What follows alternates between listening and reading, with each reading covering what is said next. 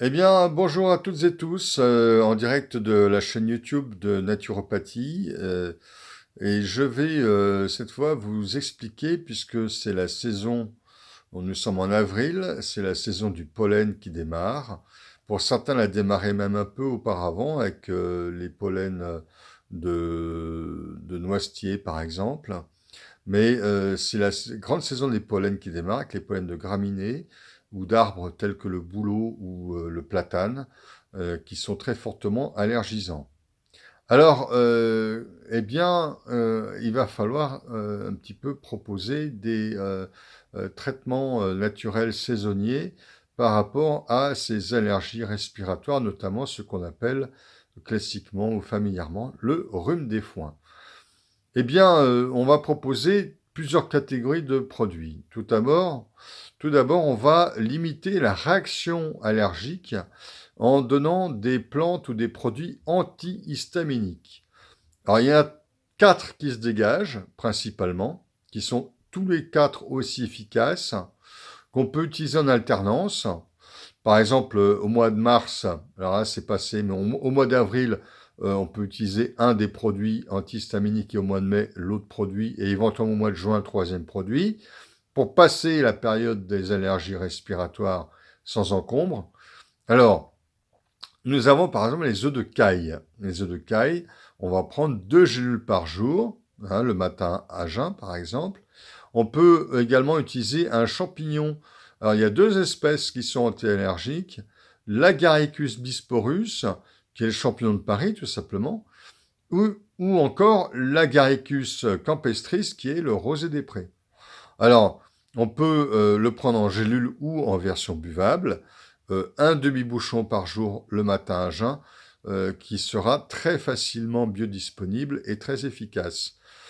Il y a une plante aussi intéressante, c'est le plantain. Le plantain est un bon antihistaminique.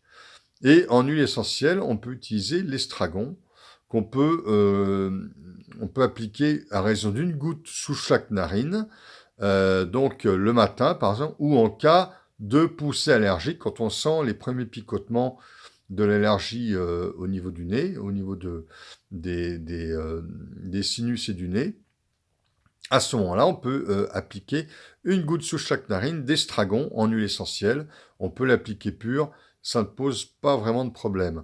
La seule restriction, c'est que l'estragon, on ne le conseillera pas pour les enfants de moins de 6 ans et on ne le conseillera pas non plus pour les femmes enceintes. Alors après, on a notre stratégie complémentaire, c'est de donner des anti-inflammatoires. Alors, on ne pourra pas les donner si vous avez de l'hypertension artérielle, ces anti-inflammatoires qui vont stimuler la production de cortisol par les corticosurrénales.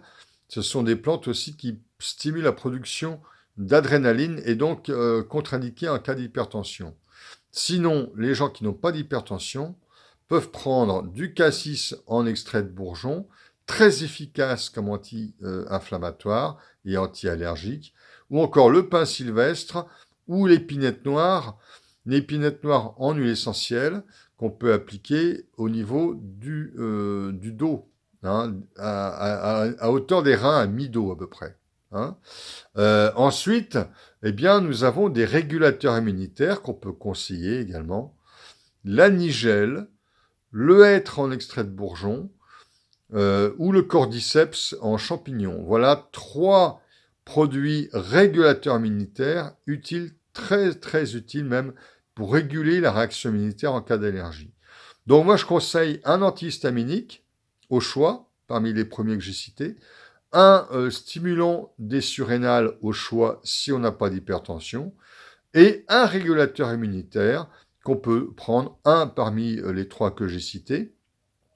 Et là, avec ces combinaisons d'un antihistaminique, d'un régulateur immunitaire et d'un stimulant des surrénales, nous avons vraiment la panoplie nécessaire pour passer avec le moins d'encombre possible la période des pollens.